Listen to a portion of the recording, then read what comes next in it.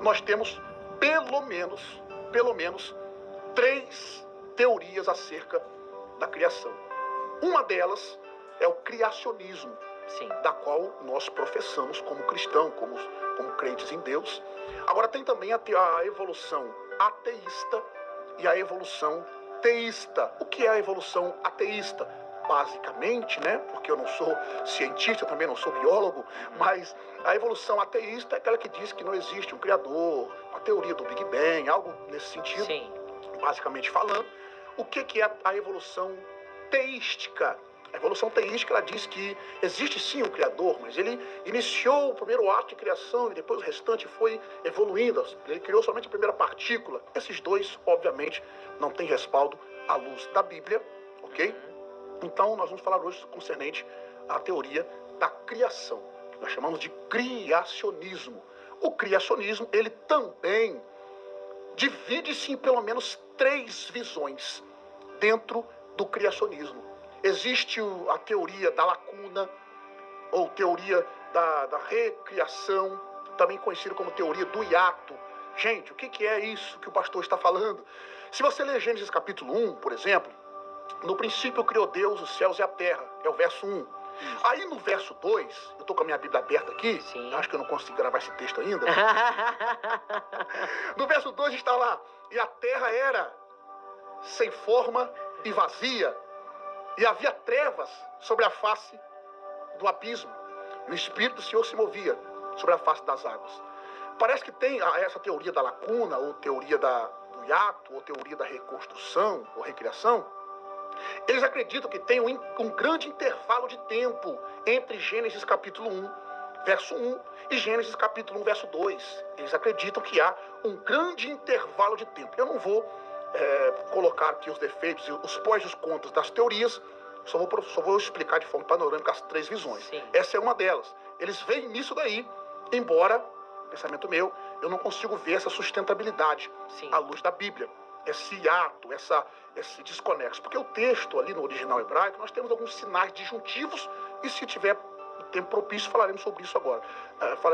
Mas essa teoria da reconstrução acredita que o verso 2 aconteceu alguma coisa que fez essa terra se tornar sem forma e vazia. Sim.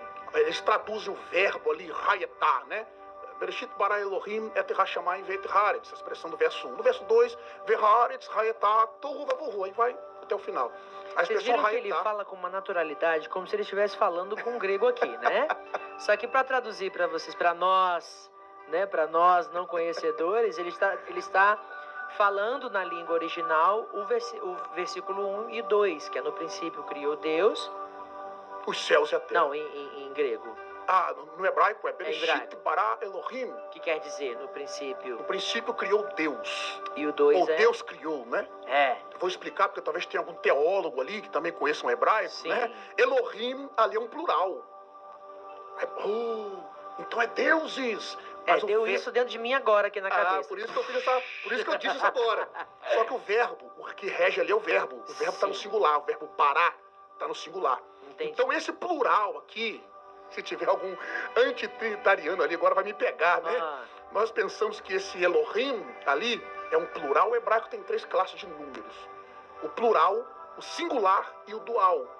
Plural, no hebraico, são mais de 2 ou mais. Dual, geralmente, é para pares, tipo ouvidos, mãos, pés. É um dual. E o singular é um, obviamente, assim como no português. O sufixo ali, im, de Elohim, é um plural. Então, pode ser traduzido como, entre aspas, viu, irmãos? Deuses criou. Só que essa tradução ficaria desconexa, porque o verbo está no singular. Entendi. Então, esse Elohim ali é um plural comum, porém é aplicável a pessoas da divindade. É um Deus em 3 pessoas. E isso continua, porque no verso 26 diz, e disse Deus, façamos o homem. O façamos ali, na língua grega tem um modo chamado subjuntivo. Eu não vou falar coisas difíceis aqui, mas é um modo subjuntivo. É o subjuntivo que ele vai estar exortando. Subjuntivo exortativo, que nós chamamos. Sim. É quando alguém está convidando outra pessoa para participar da ação que ele está fazendo. O façamos aqui na Septuaginta, que é traduzido como poieomem, que é o verbo ali, né? Façamos o homem, né? Façamos é como se tivesse um plural de pessoas, o Pai, o Filho e o Espírito Santo no ato da criação. E essa é a visão toda da Bíblia, né? Mostrando ali a Trindade desde o início, o Pai, o Filho e o Espírito Santo. Só para o senhor ter uma ideia, as três pessoas da divindade, nós conseguimos encontrá-las logo na primeira palavra da Bíblia, Luan. Logo na primeira palavra da Bíblia, nós conseguimos encontrar o Filho, o Espírito e o Pai numa interpretação do texto original. Até no português nós já conseguimos ver. Sim. Nem precisa saber hebraico para encontrar o Pai, o Filho e o Espírito Santo ali. Por quê? No princípio criou Deus, os céus e a terra. Está ali Deus Pai. Aí João, no capítulo 1, ele vai dizer o quê? No princípio ele era a palavra, ou verbo. O verbo estava com Deus e o verbo era Deus. Ele estava no princípio com Deus. João capítulo 1, verso 2. Verso 3. Todas as coisas foram feitas por ele. E sem ele nada do que foi feito se fez. Então está ali o Pai e o Filho. E cadê o Espírito Santo? Está no verso 2. E o Espírito do Senhor estava pairando, se movia sobre a face das águas. Pairava ou se movia, né? Está ali os três. Agora no hebraico, na primeira palavra da Bíblia, no original, nós já conseguimos encontrar os três. A expressão Bereshit, que inclusive deu origem ao nome do livro do Gênesis. Porque para quem me ouve aí, sabe que quem estuda a Bíblia, estuda teologia, sabe que o nome Gênesis é um nome grego. Gênesis. Esse nome foi dado por o autor dessa Bíblia aqui, ó, os autores, né? A Septuaginta, essa Bíblia azul. Azulzinha aí, né? É a Septuaginta, ok? Eles é que deram o nome de Gênesis, ou Gênesis, né? Que é a origem. Os judeus não. Os judeus nomeiam o livro de acordo com a primeira palavra, ou a palavra principal do primeiro verso. No caso aqui é Bereshit. Bereshit bara Elohim. A primeira palavra é Bereshit. E na primeira palavra nós temos três letras importantes. O B, o R e o Aleph, que seria o A. O Aleph ele pode ser A, E, I, O, U, porque o Aleph é uma letra muda no hebraico. Sim. Com a letra B, de Bereshit, que é uma preposição, B e o substantivo Reshit, com a letra B, nós escrevemos a palavra Ben. Sabe o que é Ben? Filho, no hebraico. Com o R, que é o Resh, nós escrevemos a palavra Ruach, que é Espírito. E com Aleph nós podemos escrever a palavra Av, que é Pai. Então nós temos Filho, Espírito e Pai. Uau! Bom demais! Que isso, gente? Olha, se você não colocar o dedo para mandar para alguém assistir essa live agora, você tá precisando aí de tomar um saculejo. O homem é uma enciclopédia de conhecimento. Olha aí, hein? Mas então, no caso, me tira uma curiosidade aqui. Então, para os judeus, não existe o nome Gênesis? Não. Como título do livro? Não, como título do livro não. Para os judeus é Bereshit. Os 5 primeiros livros dos judeus. O Pentateuco. Pentateuco é uma palavra grega. Olha, então... E por que o grego predominou, então, a influência? Vamos lá. No século IV a.C., né, aproximadamente ano 330, a cultura helênica ela foi difundida com Alexandre o Grande. Isso. Ok? O helenismo, com as conquistas de Alexandre o Grande, o grego passou a ser a língua mundial. Obviamente, existe o ápice. Nesse período, nós temos o período antes do Koiné, que era o período ático, o grego ático, eólico, jônico e dórico. São esses 4 períodos do grego. Sim. O ático predominava, como nós chamamos hoje de grego clássico, né? Isso. O ático predominava. Com as conquistas de Alexandre o Grande, ele começou a conquistar as nações e a língua comum, a língua falada de forma comum, foi o grego koiné. A partir do ano 330, com aquelas conquistas de Alexandre o Grande, a língua grega foi sendo difundida, foi se expandindo. Deixa eu usar a Bíblia, para quem está me ouvindo aqui. Se você vê o capítulo 2 e o capítulo 7 de Daniel, inclusive, para quem quer entender a mensagem do livro de Daniel, o capítulo 2 e o capítulo 7 é o coração do livro. De Daniel. No capítulo 2 e no capítulo 7, no capítulo 2 nós temos o sonho de Nabucodonosor, que Daniel vai interpretar para ele. Qual é o sonho? Ele sonhou que tinha uma estátua muito grande, a cabeça de ouro, o ventre de prata, a cabeça de ouro, o peito de prata, o ventre de bronze e os pés de ferro e barro. No capítulo 7, Daniel também tem um sonho em forma de visão. Ele sonha que tinha um animal, uma águia voando, certo? Que se tornou um homem, aliás, um leão com asas, que se tornou um homem. Depois ele vai ver uma visão de um animal que era um tigre, um urso, que tinha 3 costelas. Depois ele vai ver um terceiro animal, que era um leopardo, que tinha 4 asas e 4 cabeças. E depois ele vai ver um animal terrível, que ele não fala que animal é esse. Os 2 sonhos são os mesmos.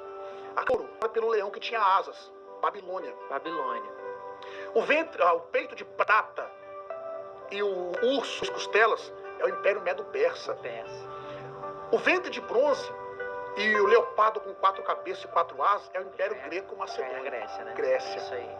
Por que 4 asas e 4 cabeças? Porque Alexandre o Grande tinha 4 generais. Isso. E depois o Império Romano é tipificado pela perna Os de pés ferro de e barro. barro Isso, aí é e o Roma. animal terrível. Aí é Roma. Esse período é chamado de período gentílico. Isso. No Antigo Testamento nós temos o período monárquico, o período teocrático, que é quando não tinha um rei em Israel. O período monárquico, que é quando começa a reinar Saul, depois Davi. Aí no Reino Norte, no Reino Sul, depois vai Salomão, Roboão, Abias, Asa, Josafá, Jeorão, Acais, e vai até o último rei. Depois que a Babilônia invade o Reino Sul de Israel, ano 605, 597, 588 aproximadamente, são as 3 levas, Sim.